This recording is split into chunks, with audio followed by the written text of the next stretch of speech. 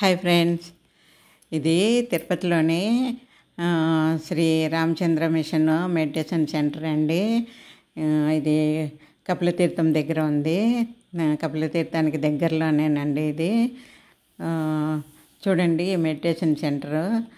ఇక్కడ బిగినర్స్, పాత వాళ్ళు అందరూ కలిసి మెడిటేషన్ చేశారండి. ఇది చాలా ఓల్డ్ బిల్డింగ్ అన్నమాట. ఈ చుట్టూ చెట్లతోటి చాలా వాతావరణము చాలా బాగుంది. మెడిటేషన్ చేసుకోవడానికి కూడా ప్రశాంతంగా చాలా బాగుందండి. ఇక్కడ మెడిటేషన్ చేసుకోవడానికి ఏమీ డబ్బులు కట్టనవసరం లేదండి. ఎవరైనా వచ్చి మెడిటేషన్ చేసుకోవచ్చు. ప్రతి ఆదివారం కూడా ఉంటుంది. ఈవిడ సులోచన గారండి. ముందు మెడిటేషన్ గురించి చెప్పారు. తర్వాత హైదరాబాదు, తెలంగాణలోని హైదరాబాద్లో కనహ శాంతివనంలో ఈ రామచంద్ర మిషను సెంటర్ ఉందండి. అక్కడ ఈరోజు ఫస్ట్ మెడిటేషన్ డే కాబట్టి వరల్డ్ మెడిటేషన్ డే అండి. ఇది మన ఐక్యరాజ్య సమితి, తర్వాత పిఎం మోడీ గారు వారి ఇష్టంతో ఇది అనౌన్స్ చేయడం జరిగింది. అందుకనే ఫస్ట్ మెడిటేషన్ డే కదా ఈ సంవత్సరంలో. అందుకనేసి వీళ్ళు చాలా గ్రాండ్గా అక్కడ చేస్తున్నారనమాట. అదేమో ఇక్కడ లైవ్ పెట్టేసి డిస్ప్లే చేశారండి. అక్కడ జరుగుతున్న ప్రోగ్రామ్స్ అన్నీ అందరూ చూడాలి కదా, అందుకనే డిస్ప్లే చేశారు.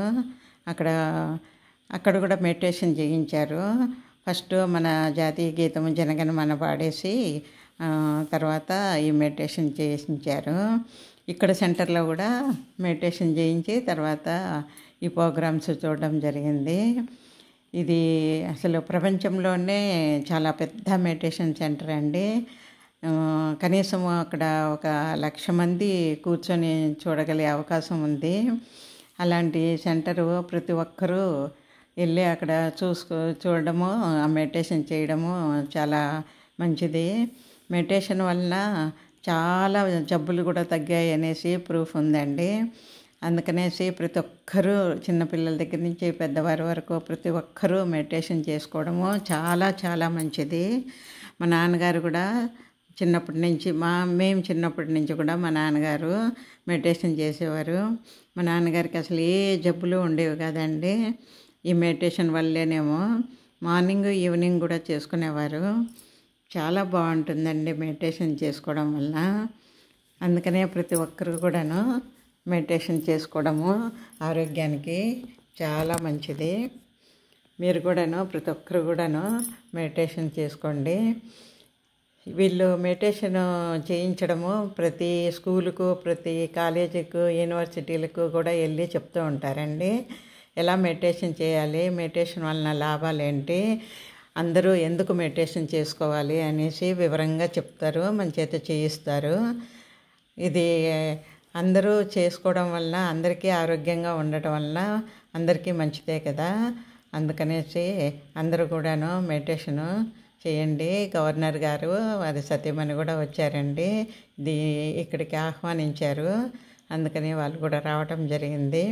ఈ ప్రోగ్రామ్ను చూస్తూ వాళ్ళు కూడా మెడిటేషన్ చేశారు. చూడండి, ఈ మెడిటేషన్ చేయడం వలన ఎన్ని లాభాలు ఉంటేనే కదా ప్రపంచ మెడిటేషన్ డే చేసుకుంటున్నారంటే. ఇవి 165 దేశాలు కూడా ఒప్పుకొని అందరూ చేసుకుంటారండి. మన యోగా డే ఎలాగ పెట్టారో మోడీ గారు, అలాగే ఇది కూడా మెడిటేషన్ డే అనేసి ఒకటి చేసుకోవడము చాలా మంచిది. ఇది ఈ సంవత్సరం నుంచే ప్రారంభించడము చాలా మంచిదండి.